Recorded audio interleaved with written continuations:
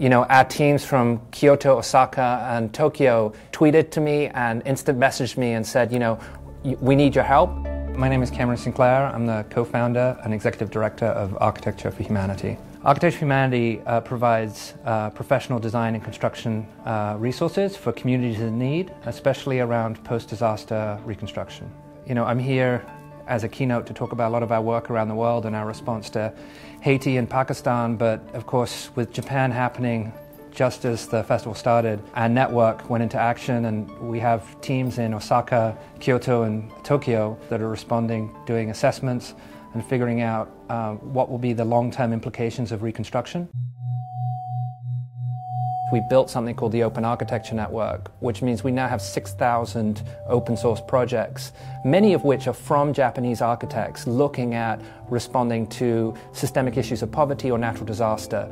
We searched the site within hours of the disaster, and we had found hundreds of solutions that can be implemented, local solutions that can be implemented. Well, this is a really interesting thing, and I think you've seen on the news that you can never make anything earthquake-proof, and definitely not tsunami-proof, but certainly resistant.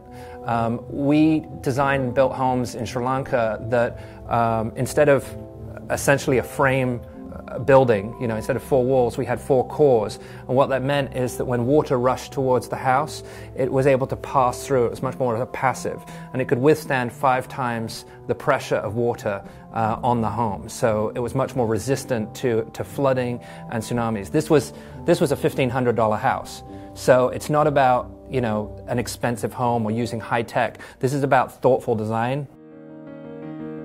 We've been doing post-disaster reconstruction for 12 years, and we found that when you put a base of professionals on the ground and they can work hand in hand with the community, you can always build back better. And with Japan, even more so, because they have such stringent seismic ruling, that we can make sure that we can implement that ruling in some of the surrounding and rural communities.